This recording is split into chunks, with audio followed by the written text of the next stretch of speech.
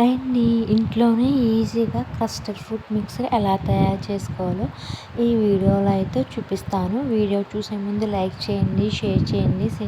ఆఫ్రికాలో ఆంధ్ర అమ్మాయి. ఈ కస్టర్డ్ పౌడర్ చాలా ఈజీగా ఇంట్లో ఉన్న వాటితోనే ఈ కస్టర్డ్ ఫ్రూట్ మిక్సర్ని తయారు చేసుకోవాలి.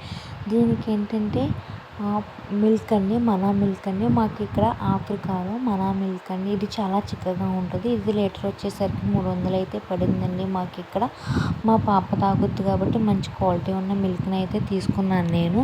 ఇక్కడ వచ్చేసరికి ఆ గ్లాస్ నిండా పాలు అయితే తీసుకున్నాను. ఒక బౌల్ పెట్టి అందులో పాలు మరిగేంతసేపట్లో కస్టర్డ్ వెన్నీలా ఫ్లేవర్ అయితే తీసుకున్నానండి. కస్టర్డ్ ఇందులో చాలా ఫ్లేవర్స్ మార్కెట్లో అవైలబుల్గా అయితే దొరుకుతాయి. నేనైతే ఇది తీసుకున్నాను. ఇది తీసుకొని ఒక బౌల్లో కొంచెం మిల్క్ అయితే వేసుకొని ఈ కస్టర్డ్ పౌడర్ని 2 స్పూన్లు వేసుకొని ఆ పాలల్లో అయితే మిక్స్ చేస్తున్నానండి. ఎందుకంటే మీరు అడగొచ్చు, డైరెక్ట్గా మిక్స్ చేయడం వల్ల గడ్డలు కట్టే అవకాశాలు ఉంటాయండి.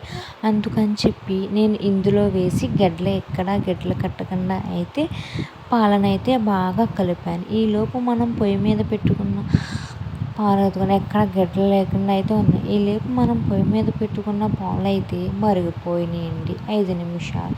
ఈ మరిగిపోయిన పాలల్లో మనం ఏం చేయాలంటే ముందుగా కలిపెట్టుకున్న కస్టర్డ్ మిల్క్ ఉంది కదండి, ఆ కస్టర్డ్ మిల్క్ని గడ్డలు లేకుండా కలుపుకుని సిమ్ముల్లో పెట్టుకుని తిప్పుతూ ఉండాలండి. బాగా మరుగుతూ ఉండాలి. ఎక్కడా గడ్డలు కట్టకుండా తిప్పుతూ ఉండాలన్నమాట. ఇలా తిప్పి లోపిన తర్వాత ఒక 4 స్పూన్ల పంచదార అయితే వేసుకోవాలండి.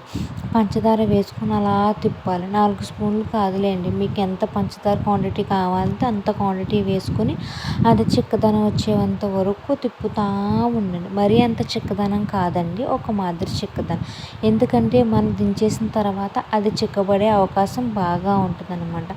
ఈలోపు మనం పాలు మరిగి అదంతా చేసేలోపు మనం ఫ్రూట్స్ అన్నీ కట్ చేసుకుని పెట్టుకోవాలండి.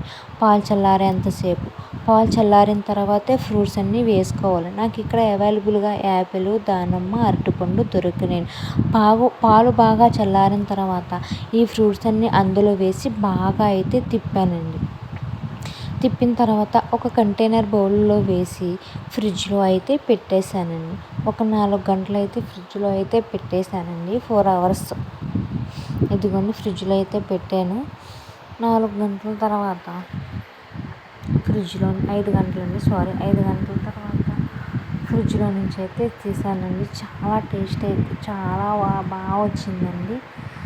సూపర్ అయితే వచ్చింది. మన ఇంట్లో ఉన్న వాటితో అడ్జస్ట్ చేసుకొని కస్టర్డ్ మిక్స్డ్ ఫ్రూట్ జ్యూస్ అయితే తయారు చేసాము. టేస్ట్ కూడా చాలా బాగుందండి. మనం అన్నీ తగినంత అయితే వేసుకోవచ్చు.